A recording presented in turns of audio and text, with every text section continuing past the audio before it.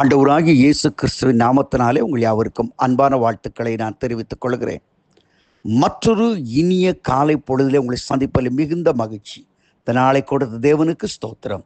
இந்த நாளில் நான் உங்களோடு தியானிக்க விரும்புகிற கர்த்தருடைய வார்த்தை ஜகரியா 4 அதிகாரம் 6 வசனம். பலத்தினாலும் அல்ல, பராக்கிரமத்தினாலும் அல்ல, என்னுடைய ஆவியினாலே ஆகும். எத்தனை அற்புதமான வார்த்தை! உங்கள் பலத்தினால் அல்ல, உங்கள் சாமர்த்தியம், உங்கள் சம்பாத்தியத்தினால் அல்ல, என்னுடைய ஆவியினாலே எல்லாம் முடியும் என்று கர்த்தர் சொல்லுகிறார். இன்னைக்கு ஒருவேளை காலையில் எந்திரிச்சோன்னு உங்கள் பலத்தை பார்க்குறேன், உடம்பெல்லாம் கொஞ்சம் வலிச்சமாக இருக்குது, தலை கொஞ்சம் சுத்திரமாக இருக்குதே, தலையில் ஒரு வலி வேற இருக்குது என்றெல்லாம் நீங்கள் நினைக்கலாம். பலத்தினாலும் அல்ல.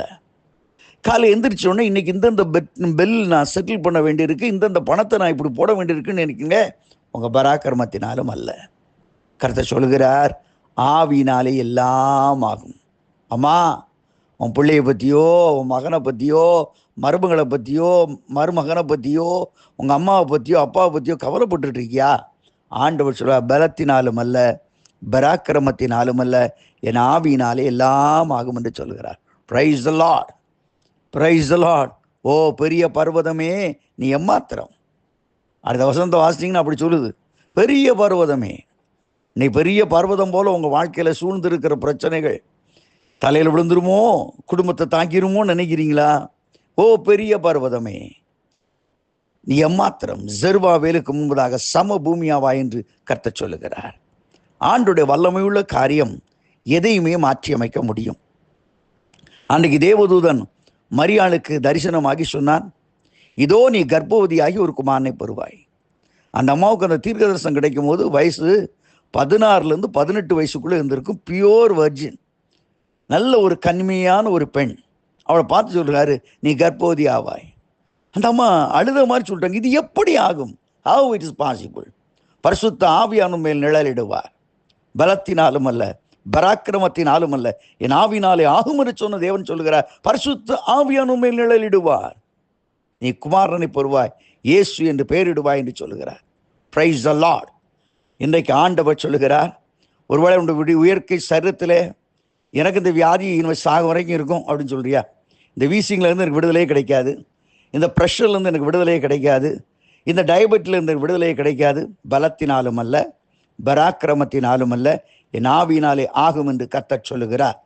ஆண்டவரால் உன் சரீரத்தின் அமைப்புகளை, உன்னை சிருஷ்டித்த தேவனால் உன் சரீரத்தின் அமைப்புகளை மாற்றி அமைக்க முடியும் என்று உறுதியளிக்கிறார். ஐயா, ஏற்ற காலத்தில் ஆசீர்வாதமான மழை இல்லையே, நான் என்னத்தை சாப்பிட போகிறேன், என்ன பண்ண போகிறேன் இருக்கியா? ஐயா, வானத்தில் இருந்து மழை, பனி இதெல்லாம் தான் வர்றது நம்ம பார்த்துருக்குறோம். ஆனால் இஸ்ரவேல் ஜனங்களுக்கு வானத்திலிருந்து மன்னா விழுந்தது. பலத்தினாலும் அல்ல, பராக்கிரமத்தினாலும் அல்ல, என் ஆவியினால் எல்லாம் ஆகும். அன்பர்களே, இன்னைக்கு எங்கேயும் எப்படி போகும்னு சொல்லி யோசிச்சுட்டு இருக்கியா? வானத்திலேருந்து ஒரு மன்னா விழப்போகுது. எப்படி விழப்போகுன்னு எனக்கு தெரியாது, எந்த நேரத்தில் விழப்போகுன்னு தெரியாது. நீ அவரோடு பொறிக்க கொள்ள நீ ஆயத்தமாக இருக்கிறாயா? விசுவாசத்தோடு அதை எடுத்து சேகரித்து வைப்பது எப்படின்னு பிளான் பண்ணு. எங்கேருந்து வரப்போகுதுன்னு இல்லை, அதை வச்சா எங்கே கொண்டு வைக்கலாம், அதற்குள்ள காரியத்தை முதல்ல பாரு. கர்த்தர் நிரப்ப போதுமானவராக இருக்கிறார். Price the Lord. ஆண்டவரால் எப்படி முடியும்? இந்த தடையை மாற்ற முடியுமா? எனக்கு முன்னாடி எவ்வளவு பிரச்சனை இருக்குது தெரியுமா? முன்னாடியும் போக முடியல, பின்னாடியும் போக முடியல, என் ப்ரெஸ்டீஜையும் விட முடியல, என் லைஃப் ஸ்டைலையும் மாற்ற முடியல. ஆனால் இவ்வளவு காரியத்தை செய்கிறேன், என்ன பண்ணுவேன்?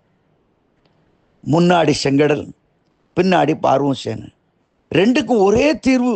செங்கடல் பழக்க போகுது. உனக்கு வழி, உன்னை துரத்துகிற பிரச்சனைக்கு சாவு மணி. மறுபடியும் நான் சொல்கிறேன், பலத்தினாலும் அல்ல, பராக்கிரமத்தினாலும் அல்ல, செங்கடல் பிளந்து இஸ்ரவேல் ஜனங்களுக்கு வழியை உண்டு பண்ணினது. அவரை துரத்தின அந்த துஷ்டர்கள் அந்த வெள்ளத்திலே வாரிக்கொண்டு போனது. உனக்கு வழி, மற்றவர்களுக்கு சாவு. கர்த்தர் அப்படி ஒரு அற்புதத்தை உன் வாழ்க்கையில செய்ய போகிறார். உன்னை துரத்துகிற பிரச்சனைகளுக்கு இதுதான் இறுதி. இன்று கண்ட எகிப்தியனை இனி ஒரு காலம் காண்பதில்லை என்று சொன்ன தேவன் அதை செய்து முடிக்கப் போகிறார்.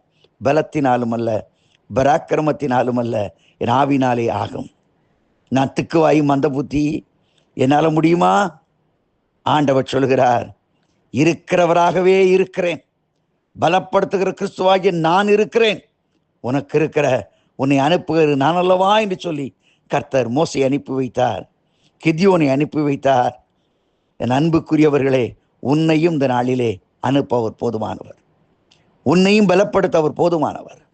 உனக்கு இருக்கிற இந்த பலன் போதும்.